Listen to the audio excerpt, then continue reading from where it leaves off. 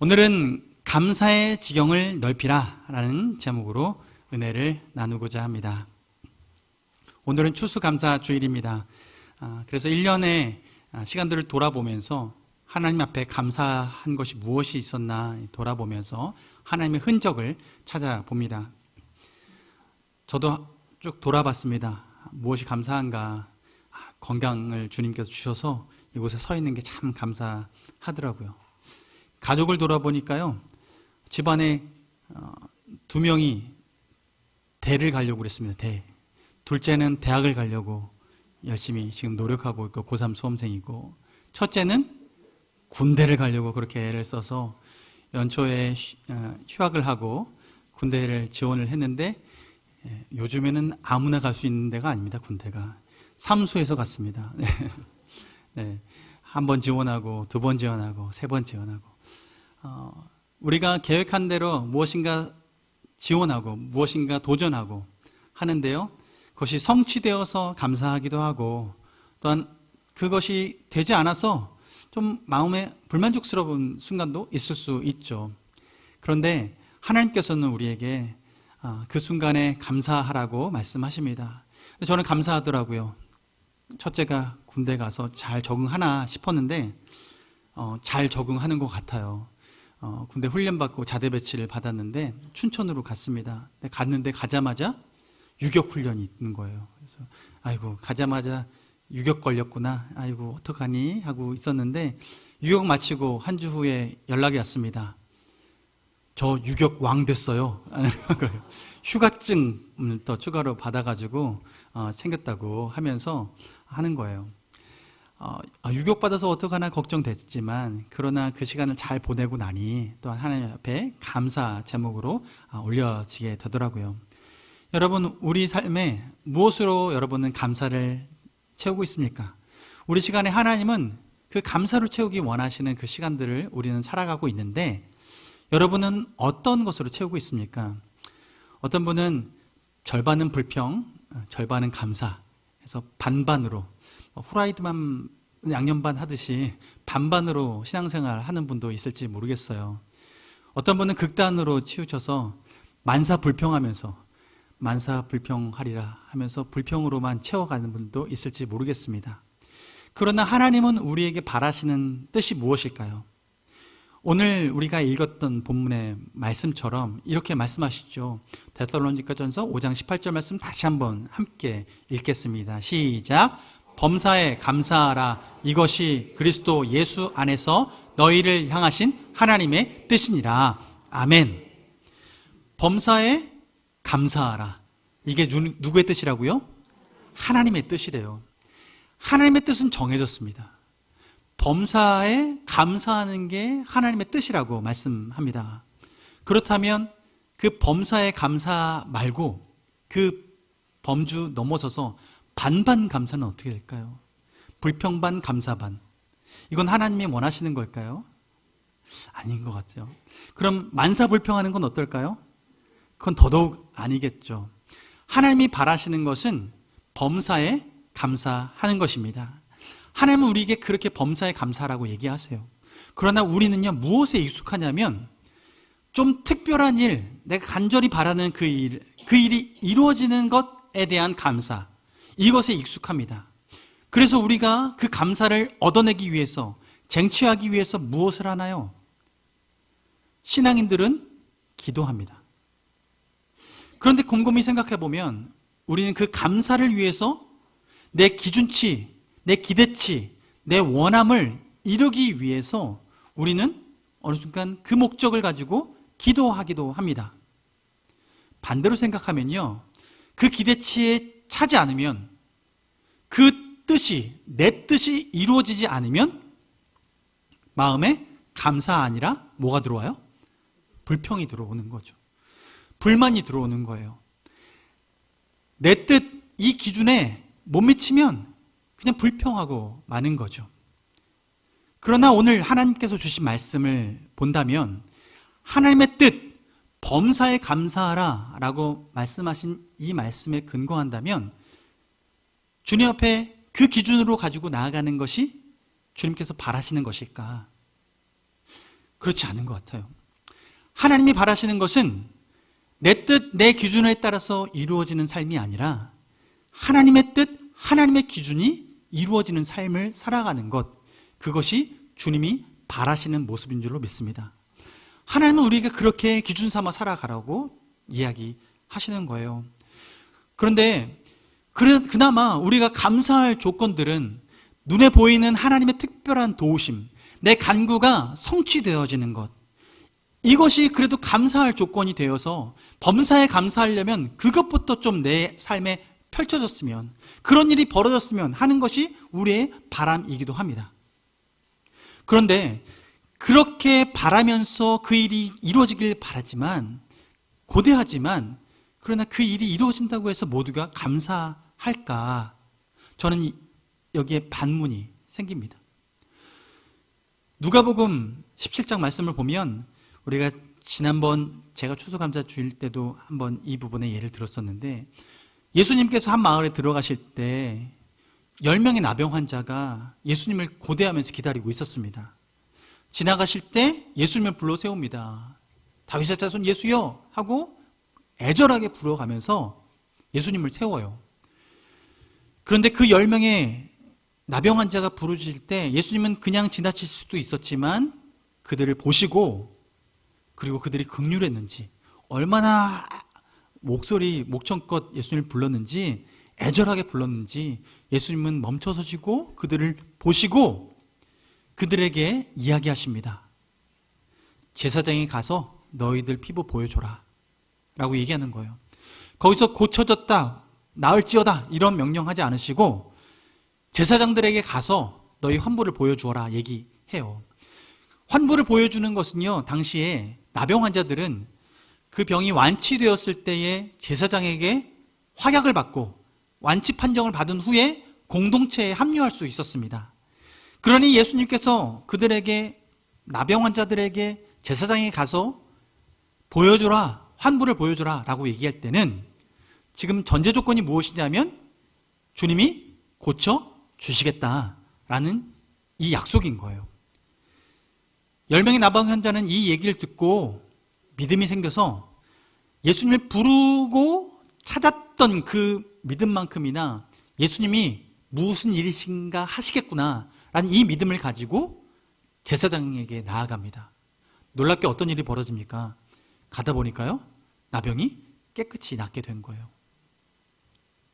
몸을 보니까 몸이 변화된 걸 본인도 느낄 수 있고 옆에 사람이 봐도 깨끗해졌다라고 말해줄 수 있는, 그렇게 완전하게 깨끗해진 거예요. 모두가 행복해하면서 기뻐하는 그때에 그 중에 한 사람만이 하나님께 영광을 올려드리고 예수님께로 돌아옵니다. 그리고 예수님께 돌아와서 그 발 앞에 무릎 꿇고 감사 고백하고 그리고 영광 올려드립니다. 10명 중에서 한 명이 돌아와서 예수님께 이렇게 고백할 때 예수님이 얘기하죠. 나머지는 어디 있니? 그들이 보이지 않는 거예요. 이곳에 찾아온 사람은 이방인, 사마리아 그 나병 환자 한 사람만이 예수님께 돌아와서 감사 고백을 한 거죠. 이때 예수님이 이런 답변을 하십니다. 누가복음 17장 19절 말씀에 일어나 가라, 내 믿음이 너를 구원하였느니라. 예수님께서 선언해 주신 거예요. 이 나병 환자에게, 나아서 예수님께 와서 감사 고백한 자에게 도장을 꽝 찍어주는데요, 제사장에게 가서 확답받아야 될 것을 지금 예수님 앞에 나와서 확답받는 거예요. 영원한 우리의 제사장 되신 예수님 앞에 나와서 확답받는데 뭐라고 얘기해 주냐면 내 믿음이 너를 구원하였느니라. 깨끗하게 되었다라는 거예요. 너 완전하게 회복됐어 라고 선언해 주신 거죠. 나머지 9명에게는 어떤 일이 벌어졌을까요?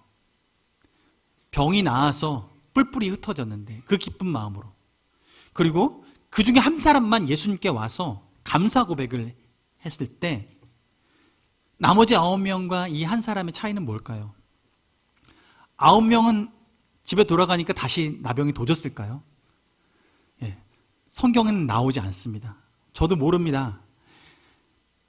그런데 명확한 것 한 가지가 있습니다. 예수님께 돌아와서 감사 고백한 사람은요, 완전하게 구원받았습니다. 병이 깨끗하게 나음을 입은 거예요.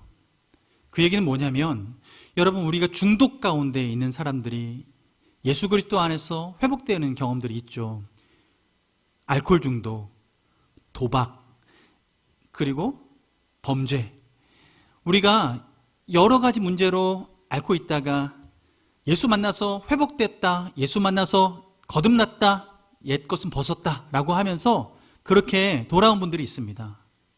그런데 그런 분들을 만나서 또 간증하시는 분들 보면 마음에 이런 생각이 들 때가 있어요. 아유, 다시 옛날로 돌아가진 않으려나? 걱정이 드는 거죠. 옛날처럼 다시 돌아갈 것 같은 약간의 불안함도 찾아올 수 있는 거예요. 그 9명의 사람들은요, 어쩌면 제사장에게 가서 확답받았으면 문제가 없었겠죠.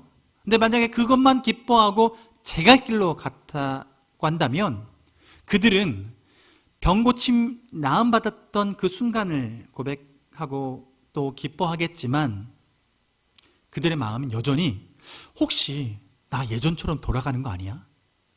불안한 마음이 있을 수 있는 거예요. 그런데 그 10명 중에 1명 예수님께 돌아와서 예수님으로부터 선언받았던 그 한 사람, 감사로 하나님께 영광 돌리고 감사로 예수님께 고백하였던 그 한 사람은 완전하게 회복되었다라고 선언받게 된 것이죠. 그는 과거로 돌아가지 않는 거예요. 깨끗하게 나은 거예요. 그 과정이 무엇으로 그 평강을 누릴 수 있었는가? 바로 감사로 주님 앞에 영광 올려드릴 때 이 평강을 완전하게 누릴 수 있게 된 것이죠. 여러분, 우리 삶 가운데 기적이 벌어진다면 감사로 하나님께 영광 돌리시기 바랍니다. 하나님은 우리의 그 감사의 고백을 통해서 그 기적이 우리 인생 가운데 하나님의 흔적임은, 하나님께서 지우지 않으실 흔적임을 우리에게 확신시켜 주실 줄로 믿습니다. 하나님은 우리에게 그렇게 살아가게 하시는 거예요. 그런데 여기서 중요한 것은 그렇게 9명 중에 1명이 돌아오잖아요. 그러면 그 특별한 일을 모두가 경험했음에도 불구하고 그 중에서 감사 고백하는 사람은 1명 뿐이었어요. 확률로 따지면 10명 중에 1명이니까 10%. 하나님은 우리 인생 가운데, 특별히 성도들 가운데, 우리 인생들 가운데 하나님께서 기적을 베풀어 주시고 도우시는 사건들이 벌어질 수 있습니다. 그런데 어쩌면 우리가 신앙을 가지고 있다고 할지라도 그 중에서 하나님 앞에 감사로 나오는 사람은 10명 중에 1명밖에 없을 수 있어요. 저는 바라기는 여러분이 그 한 사람 되길 원합니다. 하나님 앞에 감사로 나아가는 한 사람 되길 원합니다. 그런데 그 감사가 언제 감사할 수 있을까? 기적을 경험했기 때문에 감사할 수 있을까요? 네, 그럴 수도 있을 것 같아요. 그런데 더 핵심이 있습니다. 예수님께서 그 1명 돌아온 나병 환자에게 뭐라고 말씀하셨다고요? 일어나 가라, 내 믿음이 너를 구원하였느니라 라고 말합니다. 지금 이 나병 환자가 와서 감사 고백할 수 있었던 것은 그에게 믿음이 있었기 때문입니다. 예수님이 치유하셨다라는 믿음이 있었기 때문에 그는 주님 앞에 돌아와서 감사 고백할 수 있었던 거예요. 예수님이 고쳤다라는 믿음이 없었다면 어떻게 했을까요? 그냥 야, 오늘 운 되게 좋다. 예수님 만났는데 기적이다. 횡재했다. 그러고 끝났을 것입니다. 그러나 이 한 사람은 예수님께서 이 모든 일들을 행하셨다라는 믿음이 있었기 때문에 예수님께로 돌아왔고 예수님께 감사할 수 있었던 거죠. 여러분, 그러므로 감사는요, 믿음의 열매입니다. 그 감사에는 대상이 있기 때문에 그래요. 감사의 대상이 누구냐에 따라서 그 감사가 유지될 수도 있고요. 그 감사가요, 잠깐 감사했다가 금방 불평으로 바뀔 수도 있습니다. 그러나 여러분, 우리가 감사해야 될 대상은 주 여호와 하나님 한 분이신 줄로 믿습니다. 그 하나님이 계시기에 우리는 감사할 수 있고 예배할 수 있는데요. 여러분, 그렇다면 이렇게 기적 같은 일도 10명 중에 1명 정도 감사할 수 있는 이런 확률이라면 범사에 감사하려면 우리는 어떻게 해야 될까요? 감사라는 게 믿음이 없으면 감사할 수 없다라고 한다면, 우리가 믿음을 가지고 있다면 우리는 어떻게 해야 어떤 특별한 기적 같은 일 가운데 감사하는 것을 넘어서서 범사에 감사할 수 있을까요? 저는 오늘 시편 136편 말씀을 통해서 그 교훈을 찾고자 합니다. 어떻게 해야 우리는 범사에 감사할 수 있을까? 시편 말씀 136편 1절 말씀을 보면요, 이렇게 말합니다. 우리 함께 읽어볼까요? 시작. 여호와께 감사하라. 그는 선하시며 그 인자하심이 영원함이로다. 아멘. 여러분, 시편 136편 처음 시작을 뭘로 해요? 여호와께 감사하라, 이렇게 고백합니다. 어떤 일이 벌어졌기 때문에 감사한 게 아니라 여호와께 감사하라. 감사의 대상이 하나님이세요. 다른 게 없어요. 그냥 하나님의 존재만으로 감사한 거예요. 그 이후에 2절, 3절, 4절 말씀을 보면 이렇게 고백합니다. 2절 보면 신들 중에 뛰어난 하나님께 감사하라. 3절에는요, 주들 중에 뛰어난 주께 감사하라. 4절에는요, 홀로 큰 기이한 일들을 행하시는 이에게 감사하라. 지금 이 감사의 고백이 누구에게 초점이 맞춰져 있냐면 하나님, 그 한 분에게 초점이 맞춰져 있습니다. 다른 행사가 아니에요. 다른 어떤 일이 벌어졌기 때문에 감사한 게 아니라 하나님의 존재에 대해서 감사 고백을 하고 있는 거예요. 여러분, 우리는 어떤 일에 대한 감사가 익숙합니다. 그런데 여러분, 그 일이 내 뜻대로 되지 않으면 어떡합니까? 감사할 것 같아 보이지 않는 일들 내 주변에 넘쳐나면 어떡합니까? 내 삶이 사라져버리고 아무것도 없는, 그런 아무것도 없는 상태가 되어버리면 어떡하시겠습니까? 그런데요, 하나님은 하나님의 자녀인 우리에게, 신앙을 가진 우리에게 하나님 앞에 살아갈 때 감사가 사라질 수 없는 조건을 우리에게 주셨어요. 바로 하나님이 살아계시기 때문입니다. 하나님은 태초부터 주님 다시 오실 그날까지 영원토록 계시는 분이십니다. 태초에 모든 만물을 창조하신 분이 우리 하나님이십니다. 만물이 있기 전부터 하나님은 계셨습니다. 이 땅 가운데 모든 만물이 하나님의 심판 가운데 들어가고, 또한 주님이 재림하셔서 새하늘과 새 땅 가운데 우리 모든 사람들이 만나게 될 그때에 여전히 계신 분이 우리 하나님이십니다. 알파와 오메가 되시는 분이 우리 하나님이십니다. 천지 만물이 사라지더라도 유일하게 온 우주 가운데에 존재하시는 분은 여호와 하나님이십니다. 그러므로 우리가 하나님께 감사 고백할 수 있다면 우리의 모든 것이 사라진다 할지라도 우리는 감사할 조건이 있습니다. 바로 하나님이 계시기 때문입니다. 여러분, 몸이 아프십니까? 여러분, 가정에 문제가 있으십니까? 우리 가운데 무엇이 불평거리로 찾아오십니까? 그런데 오늘 하나님은 그 감사의 지경을 넓혀가기 위해서 감사의 뿌리를 홀로 하나이신, 큰 기적을 베풀어도 홀로 모든 것을 베푸시는 그 하나님, 모든 만물을 창조하신 그 하나님, 모든 만물을 말씀으로 붙들고 계시는 그 하나님께 그 감사의 조건을 두라고 말씀하고 있습니다. 여러분, 그러므로 우리는 감사할 수 있는 존재입니다. 여러분, 주님 앞에 감사할 수 있는 조건을 가지신 분이 바로 우리입니다. 그러므로 여러분, 흔들리지 않기를 원합니다. 그 하나님을 인식하며 살아갈 때 우리는요, 비로소 감사할 수 있는 거예요. 여러분, 부모님이 지금 생존해 계신 분도 계시고 이미 하나님 품에 안기신 분도 계실 것입니다. 부모님이요, 지금 아무 일도 못하고 병상에 누워만 계신 분도 계실 수 있습니다. 그런데 보면요, 그 그분이요, 그곳에 계신 것만으로도, 생존에 계신 것만으로도 자녀들은 위로가 됩니다. 큰 힘이 됩니다. 뭘 해서가 아니에요. 그냥 존재해 계시는 것만으로도 자녀에게 큰 힘이 됩니다. 이미 그것을 경험하신 분이 이 자리에 다 계신 줄로 믿습니다. 여러분, 우리 하나님은 살아계십니다. 살아계신 하나님께서 존재하시는 것만으로도 우리는 감사할 조건이 충분한 사람들입니다. 여러분, 그러므로 하나님을 향한 믿음이 있어야 감사할 수 있습니다. 하나님은 오늘 우리에게 그 믿음을 돌아보게 하시고 범사에 감사하기 위하여 그 뿌리를 하나님께 두라고 오늘 말씀하고 있는 것이죠. 그렇다면 우리가 그렇게 하나님 앞에 그 감사의 뿌리를 두고 있을 때 시편 136편은 그 다음에 어떻게 우리를 감사의 지경을 확장시켜 나가냐 하면요, 5절부터 9절까지 말씀을 보면 이렇게 말씀합니다. 5절만 함께 같이 읽어볼까요? 시작. 지혜로 하늘을 지으신 이에게 감사하라. 그 인자하심이 영원함이로다. 아멘.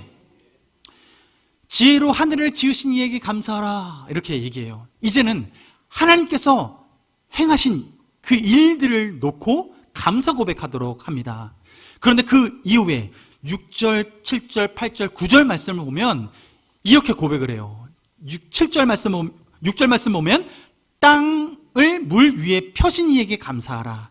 7절 말씀 보면요, 큰 빛을 지으신 이에게 감사하라 얘기하고, 8절 말씀은요, 해로 낮을 주관하게 하신 이에게 감사하라. 9절 말씀은 달과 별들로 밤을 주관하게 하신 이에게 감사하라. 하나님께서 하신 일인데 어떤 일이냐 하면, 모든 이에게 온 우주 가운데 하나님이 모든 인류를 위해서 이미 베풀어 놓으신 일들에 대해서 감사하라 라고 얘기하는 거예요. 제가 지난 한 주간 동네 한 바퀴 돌면서 마실 가기도 하고 성균관대 앞을 지나고 고궁 옆을 지나가고 하는 시간을 보냈습니다. 그런데요, 와, 성대에 은행나무가 단풍이 졌는데 노랗게 단풍이 져가는 거예요. 너무 아름다운 거 있죠. 고궁을 지나는데요, 고궁에도 단풍이 들어서요, 물들어서 뚝뚝뚝 하나씩 떨어지는데요, 너무 예쁘더라고요. 지나가는데 바람이 휙 부니까요, 낙엽이 후 떨어지는데 비처럼 떨어져요. 와, 차 타고 지나가다 내리려고 했어요. 너무 이뻐가지고. 자연을 보니까 너무 이쁜 거예요. 하늘을 보니까요, 왜 이렇게 파래요? 가을 하늘이 높고 청명하고 구름 한 점 없는데, 와, 저 하늘만 봐도 가슴이 뻥 뚫리고 너무 행복해지는 거예요. 여러분, 저는 특별히 사계절 중에서 가을을 좋아합니다. 그래서 저는 추남입니다. 가을을 너무 좋아하는 사람인데요, 여러분, 우리는요, 계절을 보면서 어떤 분은 봄을 좋아하시고, 어떤 분은 여름을 좋아하시고, 어떤 분은 가을을 좋아하시고, 어떤 분은 겨울을 좋아하시고, 우리는 각 계절을 통해서 마음에 기쁨을 누리고 평안을 누립니다. 이 모든 평안을 누릴 수 있는 근거는 하나님이 모든 만물을 창조하셨기 때문입니다. 하나님이 베풀어 두신 이 모든 자연 만물은 하나님께서 높은 자나 낮은 자나, 어른이나 아이나, 부한 자나 가난한 자나, 능력 있거나 능력 없거나 모두에게 누릴 수 있도록 허락해 주신 하나님의 선물입니다. 그렇다면 우리가 이 믿음이 있다면 우리는 자연 만물을 보면서 감사할 수 있어야 하는 것이죠. 하나님은 우리에게 하나님으로부터 시작된 그 감사가 하나님이 베풀어 주신 모든 자연 환경을 보면서 또한 감사의 지경을 넓혀가도록 우리를 인도하고 계시는 거예요. 여러분, 혹시 아직 가을 하늘을 보지 못하셨다면 오늘 밖에 나가시면서 하늘을 우러러 보십시오. 혹시 먼지가 뿌옇게 있다면 눈을 감으십시오. 파랗다 생각하시고, 여러분, 하나님께서 베풀어 두신 그 자연을 보면서 하나님께 영광 돌리시는 여러분 되길 원합니다. 하나님은 우리에게 그렇게 감사의 조건을 주신 거예요. 그런데요, 시편 기자는요, 거기서 이 감사의 제목들을 확대해 나갑니다. 시편 136편 10절 말씀을 보면 이렇게 말해요. 함께 읽습니다. 시작. 애굽의 장자를 치신 이에게 감사하라. 그 인자하심이 영원함이로다. 아멘. 10절 이후부터는 이 감사가 좀 더 구체적으로 되어집니다. 하나님께서 특별히 이스라엘 민족을 향해서 행하셨던 일들, 구체적으로 따지자면 우리에게 개인적으로 하나님께서 베풀어 주신 기적들, 그것들을 보면서 하나님 앞에 감사 고백을 올려드리는 이야기예요. 그래서 10절 말씀엔 애굽의 장자를 치신 이에게 감사하라, 출애굽시켜 주신 하나님 은혜에 감사하고, 13절에는 이렇게 고백합니다. 홍해를 가르신 이에게 감사하라. 16절에는요, 그 백성을 인도하여 광야를 통과하게 하신 이에게 감사하라. 지금 시편 기자는 출애굽시켜서 하나님께서 우리를 가나안 땅으로 이끌어 가시는 그 모든 여정 가운데 우리의 인생의 난관을 하나님의 은혜 가운데 극복하게 하시고 그 길을 통과하게 하신 그 하나님께 감사하라고 고백하고 있는 거예요. 여러분, 하나님은 우리를 결단코 홀로 내버려 두지 않으십니다. 하나님은 우리의 삶 가운데 늘 함께하여 주십니다. 그래서 도우시는 하나님이세요. 한 걸음 한 걸음 인도하시는 하나님이세요. 그렇다면 우리는요, 하나님 한 분만으로 만족하며 감사하는 삶, 그리고 모든 우주 만물을 창조하셔서 그 자연, 보편적으로 우리에게 주신, 이미 주신 하나님의 은혜에 감사하는 삶, 여기서 더 넓어져서 우리에게 특별한 일들로 찾아오셔서 그 난관들을 극복하게 하시는 삶, 그러나 여기서 더 넘어가서 우리가 할 수 있는 감사는요, 그 모든 순간, 온 우주를 창조하실 때부터 다시 오실 그날까지 한순간도 하나님은 우리를 빠뜨려 놓지 않으시고 함께 하시며 우리 삶의 모든 순간에 녹아지셔서 그 시간에 도움을 주시는 하나님, 그래서 우리 삶을, 그 평범한 일상도 함께 하시는 그 하나님, 그 하나님을 우리가 인식하며 감사할 때 우리 삶의 지경은 하나님의 영광으로 채워질 줄로 믿습니다. 하나님은 우리에게 그렇게 영광의 삶을 살아가도록 인도하시는 거예요. 여러분, 그 하나님 앞에 감사하기 위해서 우리에게 어떤 삶을 살아가기 원하시는가? 오늘 본문에서는 우리에게 범사에 감사하라 이렇게 말씀하세요.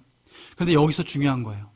범사에 감사하기 위해서 우리에게 어떤 믿음이 있어야 하는가예요. 그 어떤 믿음이 있어야 하는가? 저는 그 답을 사실 지난주에 드렸습니다. 지난주에 본문 말씀 기억하십니까? 잠언 3장 6절 말씀. 범사에 그를 인정하라. 그리하면 그가 내 길을 지도하시리라. 여러분, 범사에 주님이 살아계셔서 우리와 함께 하심을 인정하시기 바랍니다.